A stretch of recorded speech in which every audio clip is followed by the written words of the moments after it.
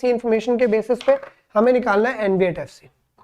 Students, मैंने एक बात आपको मेथड्स को पढ़ाते वक्त समझाई थी और मैंने आपको यह समझाया था कि कोई भी मेथड डायरेक्टली कभी भी आपको नेशनल इनकम या कोई और एग्रीगेट नहीं देगा।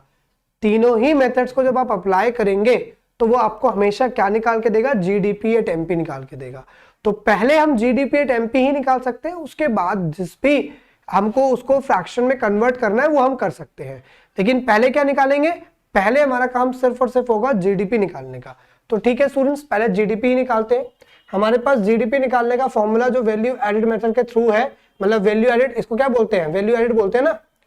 क्या है formula? Value of output minus में IC। ठीक है, तो स्टूडेंट्स वैल्यू ऑफ आउटपुट का मतलब क्या होता है? Sales plus change in stock. तो स्टूडेंट्स क्वेश्चन में सेल्स कितनी है? 800। ठीक है स्टूडेंट्स, इसके अलावा एक चीज नोटिस जो आपको करनी है वो करनी है, एक्सपोर्ट्स भी गिवन है। ठीक है, तो क्या होता है कई बार ऑफ्टनली स्टूडेंट्स क्या करते हैं? Oftenly students add this exports to the value of this sales, right students? This is not required. Why? It is not domestic sales here, right? It is not domestic sales here, right? अगर question में ये domestic sales होता तो मैं exports को add करता, लेकिन ये तो सिर्फ सेल्स है, मैं ऐड नहीं करूंगा। ठीक है, तो 800 प्लस चेंज इन स्टॉक जरूर करूंगा, प्लस चेंज इन स्टॉक की value closing minus opening stock, so that will be 20 minus में 50, दैट विल बी 20 माइनस में 15। ओके, माइनस में क्या करना होता है? Intermediate consumption means purchase of raw material. Students, intermediate purchases are given. चलो बहुत अच्छा लग रहा है मुझे कि फाइनली सीधा इंटरमीडिएट परचेज गिवन है। इंटरमीडिएट परचेज गिवन होने का मतलब है सब कुछ दे रखा है इसके अंदर। देखो यहाँ पे इंपोर्ट्स भी दे रखा है अलग से। क्या ऐड करेंगे? ऑफ कोर्स नहीं करेंगे। क्यों नहीं करेंगे? क्योंकि आपको दे रखा है इंटरमीडिएट परचेजेस, इसका मतलब है वो हर तरह की परचेजेस को इंक्लूड करके होगा। अगर ये हमें इंपोर्ट जैसा कुछ गिवन होता और डोमेस्टिक परचेजेस जैसा कुछ गिवन होता तो हम सेपरेटली ऐड करते, बट ऐसा कुछ नहीं है। हमें इंटरमीडिएट परचेजेस गिवन है तो हमें उसको पूरे को मानना होगा। सो इंटरमीडिएट परचेजेस कितना गिवन है स्टूडेंट्स? 500, तो हम इसमें माइनस कर देंगे 500। सिंपल है, तो 800 माइनस में 500। अच्छा स्टूडेंट, एक चीज जो क्वेश्चन मैंने कराया था, एक और मेन वजह से कराया था, यहां पे एक चीज दे रखी है आपको, अगर आप ध्यान दो तो वो ये दे रखा है आपको, that is purchase of machinery for own use. ठीक है, oftenly students mistake by adding this purchase of raw material या purchase of machinery to the value of intermediate purchases और sometime purchase of raw material. चलो intermediate purchase था तो आपको पता था कुछ भी ऐड नहीं करना था, ठीक है, लेकिन कई बार जब यहाँ पे परचेज ऑफ रॉ मटेरियल लिखा होता है तो स्टूडेंट्स करते क्या है? स्टूडेंट्स करते ये है कि उसको अलग से ऐड कर देते हैं। ठीक है, अलग से ऐड करने का मतलब है, कहते हैं भाई परचेजेस दे रखी है प्लस परचेज ऑफ मशीनरी भी है, दोनों को ऐड करेंगे तभी तो टोटल परचेज आएगा। बिल्कुल सही बात है? नहीं, बिल्कुल गलत बात है। स्टूडेंट्स, मशीनरी आपका फैक्टर इनपुट होती है, मशीनरी आपकी इन्वेस्टमेंट होती है, रॉ मटेरियल नहीं होता। हम जब वैल्यू ऑफ आउटपुट का फॉर्मूला लगाते हैं तो उसमें से हम क्या करते हैं स्टूडेंट्स? माइनस करते हैं इंटरमीडिएट कंजम्पशन, मतलब जो तुमने रॉ मटेरियल खरीदा हुआ होता है ना, केवल उसको, ना कि जो तुमने इन्वेस्टमेंट की होती है उसको भी। इन्वेस्टमेंट तो माइनस नहीं कर रहे ना, देखो इन्वेस्टमेंट माइनस नहीं कर रहे हैं हम, क्या माइनस कर रहे हैं? हम माइनस कर रहे हैं रॉ मटेरियल की वैल्यू को। तो इसलिए स्टूडेंट्स, अगर मशीनरी जैसे वर्ड का यूज किया गया है तो प्लीज अवॉइड करो, उसको नहीं लेना, क्योंकि मशीनरी इन्वेस्टमेंट है और हम माइनस क्या करते हैं? रॉ मटेरियल को, इन्वेस्टमेंट को माइनस नहीं करते हैं। ठीक है, तो इस हिसाब से इसलिए ये एंट्री हमारे लिए काम की नहीं है। सो 800 माइनस में 500, that will be your 300 minus में दिस 30, तो 270। So the answer would be 270। Okay students, आगे आंसर नहीं, क्या है ये है GDP एट MP। क्वेश्चन की रिक्वायरमेंट क्या है? NV8FC की, राइट। ये कई बार स्टूडेंट्स गलती क्या होती है? गलती ये होती है कि हमें क्वेश्चन में जैसे NV8FC निकालने को गिवन था, हमने GDP निकाल लिया और हम सोचते फाइनल आंसर आ गया, और हम मैच करते तो आंसर मैच नहीं कर रहा, तो फिर हम परेशान होते हैं कि पता नहीं क्या कर रखा है। यही चीज आपको समझा रहा हूं, कोई मेथड डायरेक्टली कोई भी एग्रीगेट नहीं देगा, ठीक है, सिर्फ केवल किसको? सिर्फ जीडीपी एट एमपी के अलावा कोई भी एग्रीगेट कोई भी मेथड नहीं दे सकता। तो जीडीपी एट एमपी निकालो, फिर जिसमें जो है जो मर्जी श्रद्धा चाहे उसको में कन्वर्ट करते रहो, ठीक है। तो वैसे ही करते हैं। निकालना क्या है, निकालना है एनवीए एट एफसी, दे क्या रखा है, दे रखा है जीडीपी एट एमपी, है ना।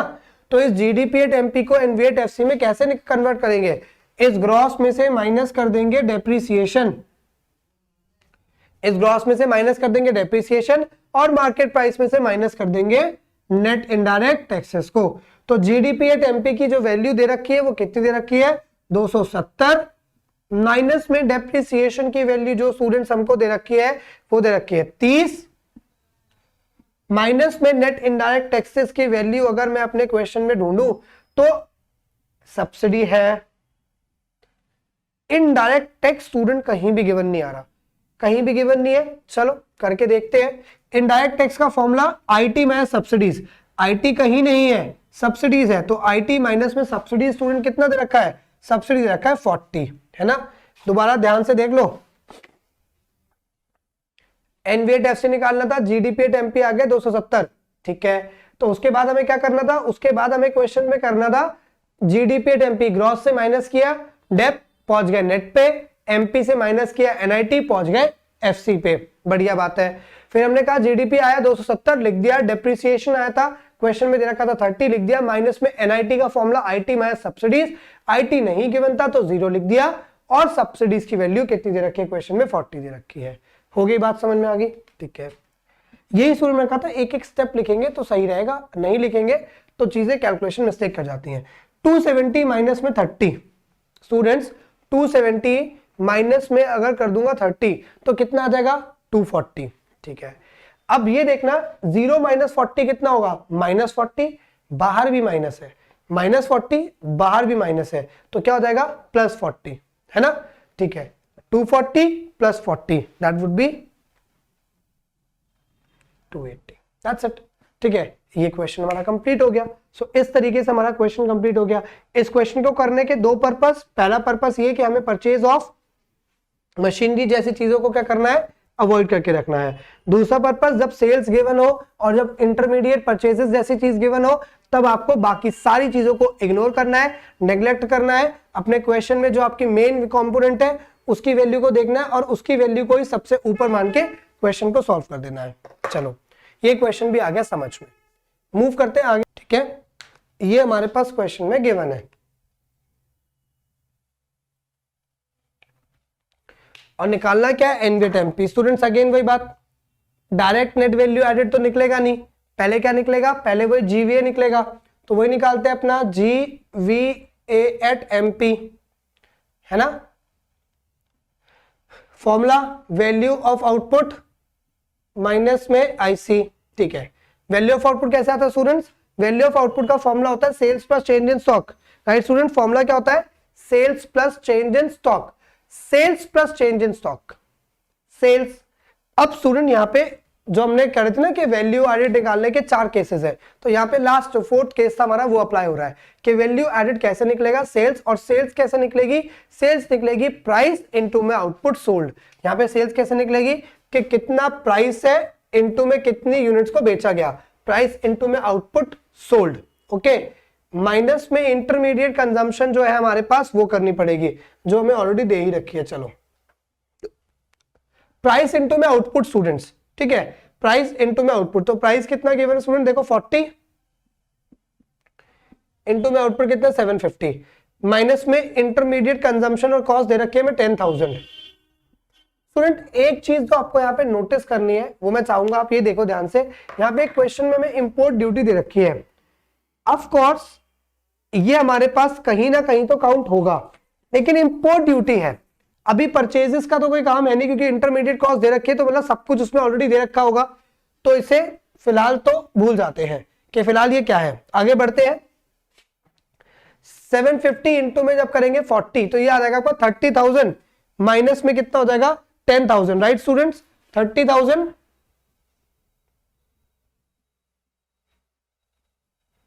माइनस में कितना है चेंज इन स्टॉक। स्टूडेंट्स एक चीज रहेगी हमारे पास क्वेश्चन में, प्लस चेंज इन स्टॉक भी होता है, तो अगर चेंज इन स्टॉक करेंगे तो ये कितना है 1,000 माइनस में इंटरमीडिएट कंजम्पशन कितनी है हमारे पास, इंटरमीडिएट कंजम्पशन थी 10,000। Okay, now it's completed. So ये हो जाएगा 30,000 प्लस में 1,000 माइनस में 10,000। ओके, तो 30,000 प्लस में 1,000 कर देंगे तो 31,000 माइनस में 10,000 करेंगे, सुन कितना आ जाएगा 21,000। तो ये हमारे पास आ गया 21,000। ओके, निकालना क्या है, एनवीएट एमपी है कहां पे, जीवीएट एमपी पे।